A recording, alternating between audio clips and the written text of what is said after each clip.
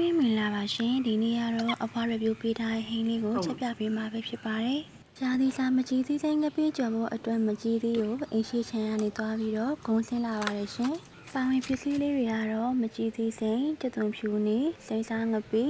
မားပိုင်းနဲ့ငရုတ်သီးစိမ့်ပဲဖြစ်ပါတယ်ရှင်။နေရာမှာပြောချင်တာကငါးမသုံးမင်းနဲ့အခြားပစွန်ဂုံးစသဖြင့်လည်းသုံးနိုင်ပါတယ်ဒါပေမဲ့ညီမကတော့ကိုယ့်မှာရှိတဲ့ပစ္စည်းတွေနဲ့အလွယ်တကူချက်လို့ရတယ်ဆိုတာသိသိချင်တာမို့ဒီလိုတကားလေးအဖွားဝယ်ထားတဲ့ငါးတစ်ပိုင်းကိုထည့်သွင်းထားပါတယ်ရှင်ပထမဦးစွာဆင်းသွင်းပြထားတဲ့ငါးကိုအရင်ကြောပါမယ်ရှင်ငါးကြောပြီးသွားရင်တော့ကြက်သွန်နီအရင်ထည့်ပြီးစီသက်ပါမယ်ကြက်သွန်နီနွမ်းလာတဲ့အခါမှာတော့ကြက်သွန်ဖြူထည့်ပြီးတော့စီသက်ပါမယ်ရှင်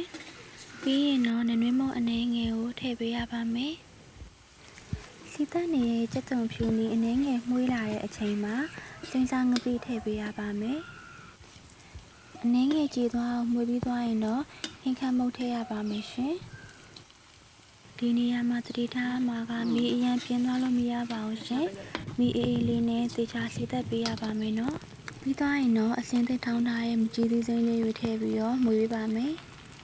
အိုးကပ်ပြီးတူမသွားစေရန်သေချာမှုေးပေးဖို့လိုပါတယ်အရသာအတွက်စားနှင်းငယ်နဲ့ဟင်းကြုံမုံနှင်းငယ်ကိုထည့်ပေးရပါမယ်ပြီးရင်တော့ရေနှင်းငယ်ထည့်ပေးရပါမယ်ရှင်ရေထည့်ပြီးသွားရင်တော့ရေခမ်းသွားအောင်လို့မှုေးပေးနေရပါမယ်အဖုံးလုံးဝဥစရာမလိုပါဘူးရှင်ရေခမ်းသွားတဲ့အခါမှာတော့အစင်းသက်နှွေထားတဲ့ငါးကြော်လေးထည့်ပြီးအားလုံးကိုသမအောင်မှုေးပေးရပါမယ်